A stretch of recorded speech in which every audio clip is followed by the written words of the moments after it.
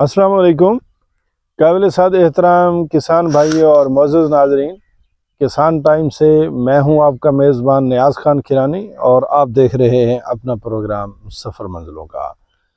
नाजरीन, जैसा कि मुख्तलिफ़ फसलात के मुतालिक मुख्तलिफ़ अवामिल जो उन्हें दरपेश होते हैं, हम आप लोगों के साथ शेयर करते रहते हैं।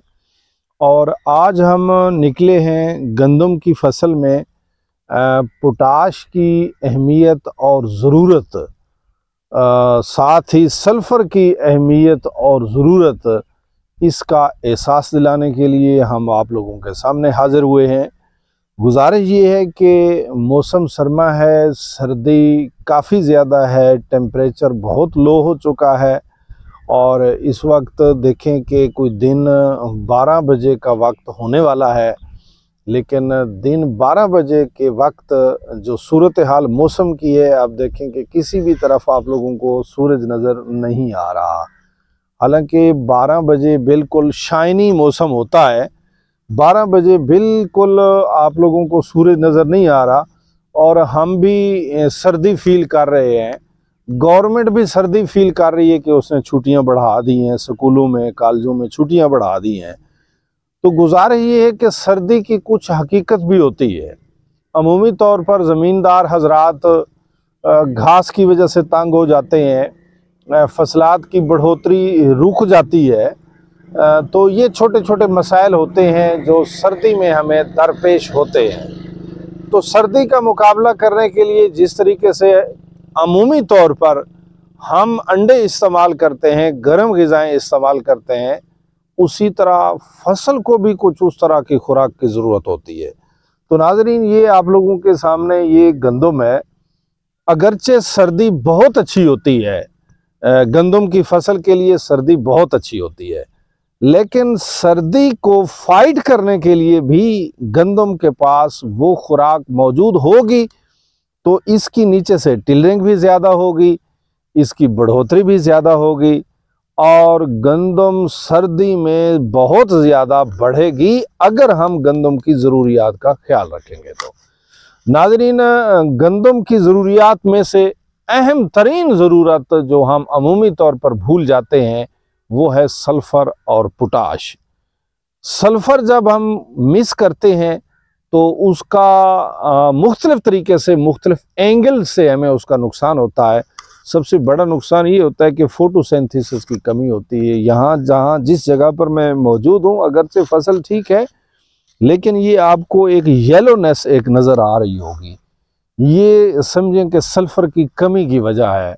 बाज़ दोस्त इसे ये भी कहते हैं कि ये स्प्रे का स्ट्रेस आया है। ये बात अपनी जगह पे है, लेकिन उसके साथ साथ ये है कि अगर सल्फ़र इसके पास मौजूद हो तो वो फोटोसिंथेसिस का अमल इसमें तेज़ होता है, जो कि होता हुआ नज़र नहीं आ रहा यहाँ पर। एक तो सल्फ़र फसलात को दें जिससे आपकी फसलात में फोटोसिंथेसिस का अमल तेज़ होगा।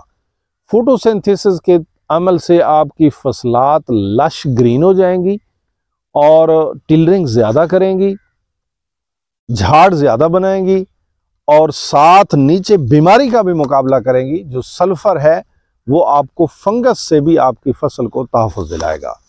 उसके बाद है कि इस फसल को पोटाश की ज़रूरत।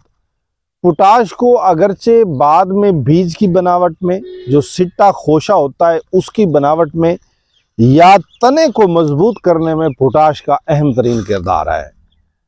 अगर आप पोटाश ना दें तो इसका नुकसान क्या होता है, अमूमी तौर पर जो पौधे की वेन्स होती हैं वो नरम होती हैं और उनके अंदर पानी जो होता है अमूमी तौर पर जो जाइलम में मौजूद होता है, वो ज़्यादा सर्दी पड़ने की वजह से जाइलम के अंदर पानी जम भी सकता है। लेकिन जब आप पौधे को पोटाश देते हैं तो वो जाइलम की जो तहें हैं, बाहर वाली जो जाइलम की सतहें हैं, उनको वो पोटाश जाके सख्त कर देती है और पौधे के अंदर जो मौजूद पानी है उसको पोटाश जमने नहीं देती। जब पौधे के अंदर वाला जो पानी है वो जमता नहीं है तो पौधा अपने तमाम तर अवामिल को बखूबी सर अंजाम देता रहता है और उसकी बढ़ोतरी बेहतरीन होती रहती है।